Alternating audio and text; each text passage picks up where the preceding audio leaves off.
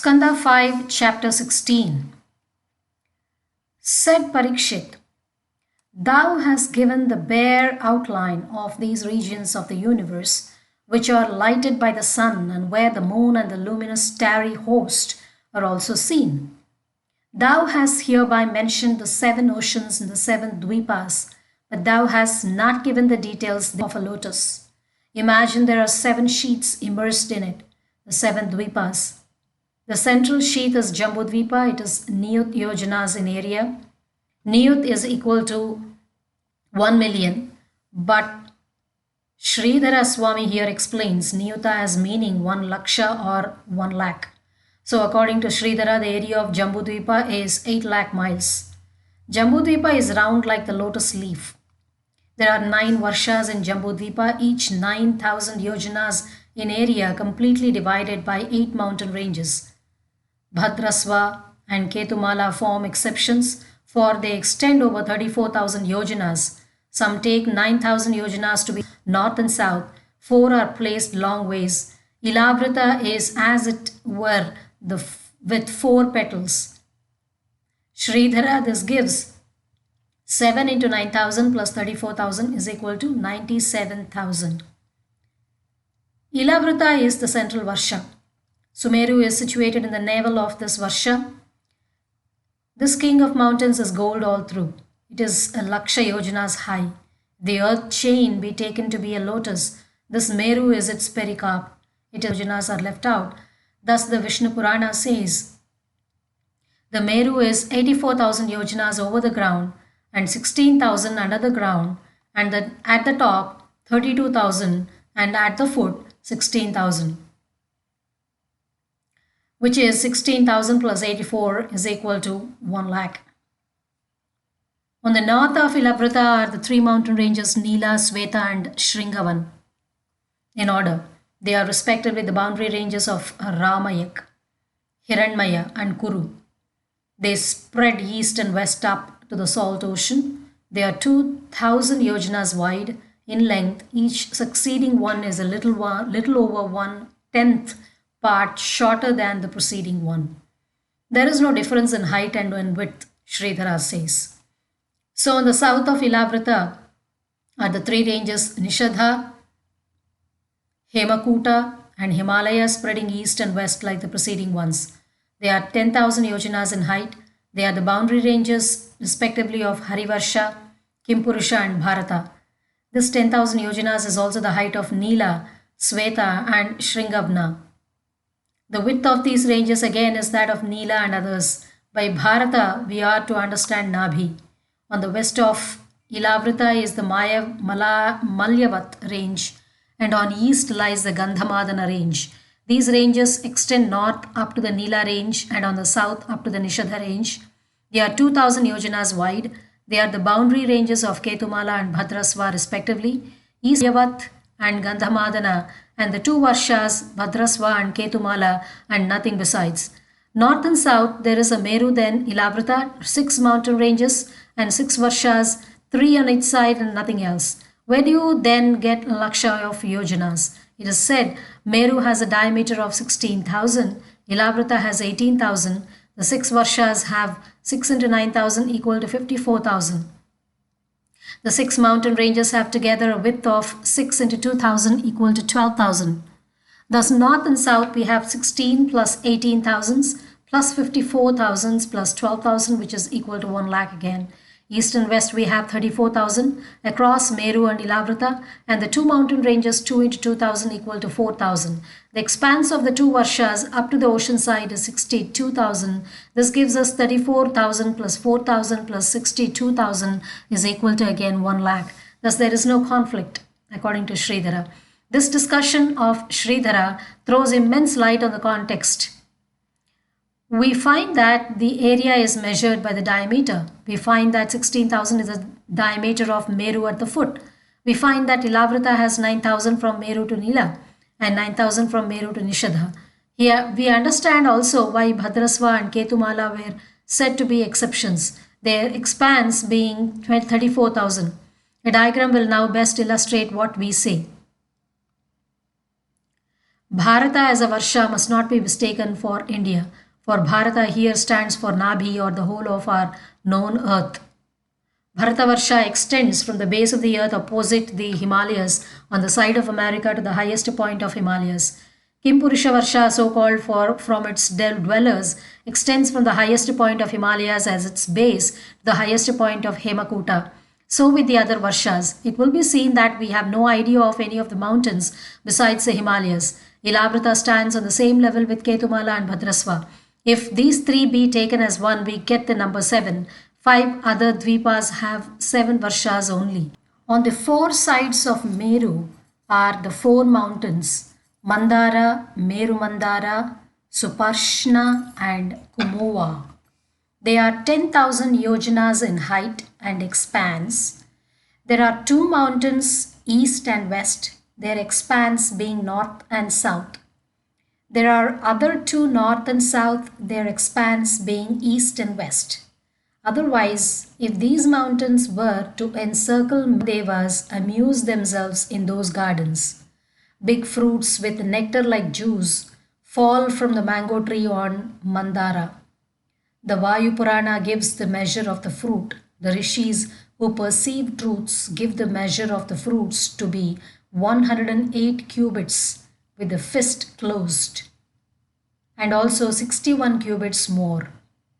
When these fruits drop down, they give out a very sweet, very fragrant, profuse reddish juice which collects to form the river called Arunoda, having water of the color of Aruna or the morning sun. This river waters the eastern part of Ilavrita. The use of its water gives such a sweet scent to the body of the female attendants of Durga that the wind carries that scent to 10 yojanas around. So the Jambu river is formed by the juice of the fruits that drop down from the Jambolova tree in Meru Mandara. It waters the southern part of Ilavrita. The land on the banks of these rivers is soaked by their juice and worked on by air and light, and is thus converted into gold called Jambu Nada, which gives ornaments to the devas. Aruna is the morning sun as well as the color of the morning sun. The river with Aruna water is also gold producing. The Kadamba tree on Suparshva has cavities from which flow 5 streams of honey, each 5 vyamas wide. Vyama is equal to the space between the tips of the fingers of either hand when the arms are extended. These streams water the western part of Ilavrita. The fragrant breath of those that use them spreads over 100 yojanas all around. The fig tree Vata called Satavolsa on the summit of Kumuda has branches which give rise to rivers that bring forth milk, curd, honey, clarified butter, molasses, edibles, carpets, cloths, ornaments, in fact all objects of desire. These rivers fall from Kumuda and water the northern part of Ilavrita. Those that use the waters of those rivers are free from all infirmities, diseases, secretions, old age, and death. They live in absolute bliss all their lives. There are 20 more mountains on all sides of Meru at its foot. They are Kuranga, Kurara, Kushumba, Naikovka, Trikuta, Sisira, Patanga, Ruchoka, Nishadha, Sitivasa, Kapila Shankha, Vaidurya, Jarudhi, Husas, Rishabha, Naga, Kalanjara, Nirada, and others.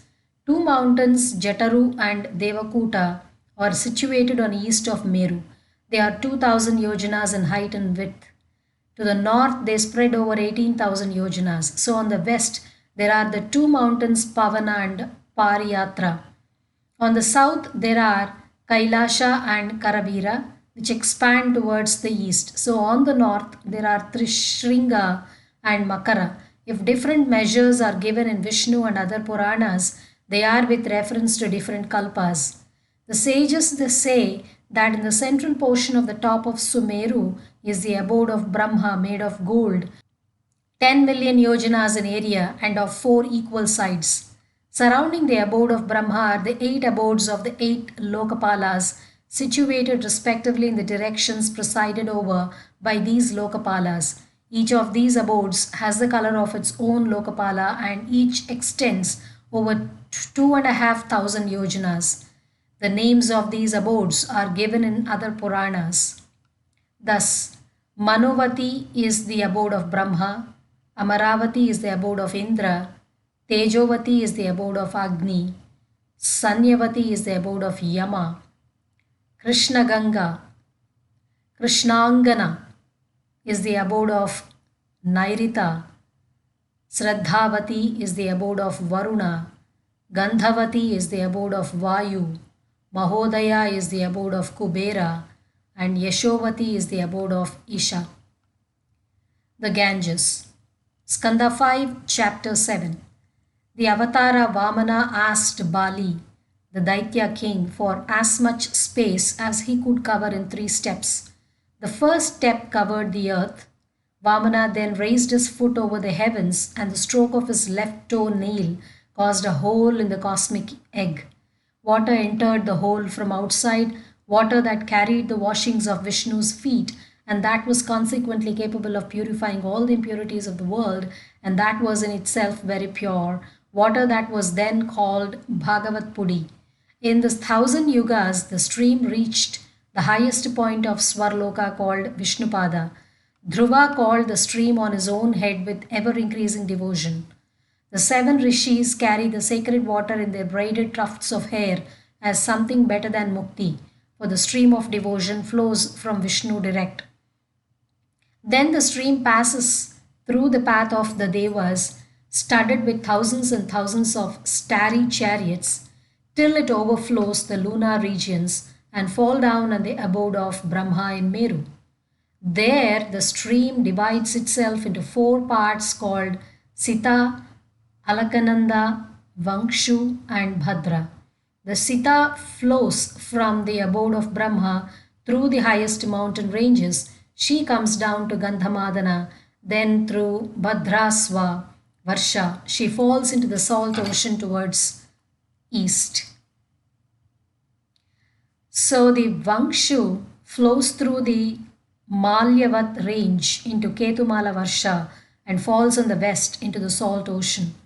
The Bhadra flows north from Sumeru peak through the several mountain ranges down to Shringavat range and passes through Kuru into the salt ocean.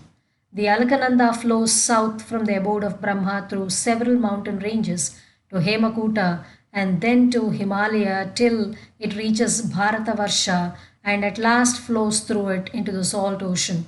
There are 1,000 other rivers and 1,000 other mountains in each Varsha. The real source of the Ganges is not the melting of snow in the Himalayas.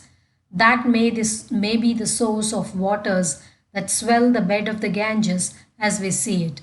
But the Ganges is sometimes more than a volume of water. Spiritual current underlying its waters.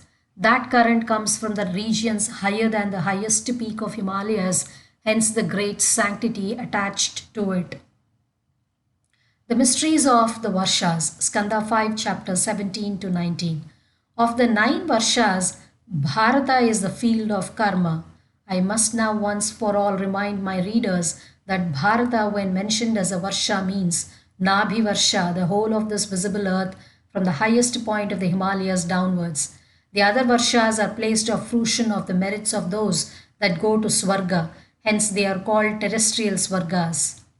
Swarga is of 3 kinds, Divya, namely Swarga proper or Swarloka, Bhauma or terrestrial, and Bila or Patalik. Ilavrata, the dwellers of this Varsha live for 10,000 years of human measure. They are like Devas, they have the vitality of 10,000 elephants, their body is strong like the thunderbolt, they enjoy with women all their lives, and only 1 year before death do the women bear children. They always live as it were in Treta Yuga. Narayana, the Mahapurusha, pervades all the Varshas for their good in different forms of his Chaturvyuha, Vasudeva, Sankarshana, Pradyumna, and Aniruddha. In Ilavrata, Bhava or Siva is the only male. Other males do not enter that Varsha, for They know the curse of Bhavani, that whoever should enter the Varsha was to become a female. Bhava is adored by millions of women. He meditates on the fourth, the Tamasa Murti of Mahapurusha, and namely Sankarshana. He recites the following mantra and runs about. Om Namo Bhagavate Mahapurushaya Sarvaguna Sankhyayanaya Anantaya Avyaktaya Namaha. Om, salutations to Bhagavat Mahapurusha, salutations to the manifester of all gunas, the endless, the unmanifested. Then follows a prayer to Sankarshana, for which readers are referred to the original Bhattasva. Bhadrasravas is the lord of Bhadrasva. He and his followers dwell there. They meditate on the Hayasirsha aspect of Vasudeva. They recite the following mantra and run about. Om Namo Bhagavate Dharmaya Atma Vishodhanaya Namaha. Om, salutations to Bhagavad Dharma. Salutations to him who purifies the soul. Then follows a prayer to Hayagriva Harivarsha. The renowned saintly Daitya Prahlada with the dwellers of this Varsha adore him and recite the following mantra. Om Namo Bhagavate Sri Narasimhaya Namastejastejase Aviravirbhava Vajranakha Vajradamshtra Karma Sayan Randhaya Randhaya Tamograsa Om Swaha Abhayam Abhoyam Atmani Bhuishtutu Om Shkraum. Om, salutations to Bhagavat Sri Hrishinha, salutations to the fire of all fires. Manifest thyself, O thunder nailed, O thunder toothed. Burn up all desires, devour tamas. Om Swaha. Freedom from fear be in us. Om Koraum. Ketumala. Pradyumna or Kamadeva presides over Ketumala in order to please Lakshmi Samvatsara 1 year, the daughters of Samvatsara, namely the nights, and sons of Samvatsara, namely the days. The days and nights are 36,000 in number, that is, as many as are contained in the full term of a man's life. These days and nights are the lords of Ketumala Lakshmi, with whom the dwellers of Ketumala adore Kamadeva. The mantra and prayer are then given. Ramyaka. Matsya, the fish incarnation, presides over Ramyaka. Manu is the king. Mantra and prayer follow. Hiranmaya. Kurma, the tortoise incarnation, presides over Hiranmaya. Aryaman, the chief of the Pitris, dwells there with others. Kuru, Varsha or the boar incarnation, presides over Kuru. Bhur, with the dwellers of Kuru, adore him.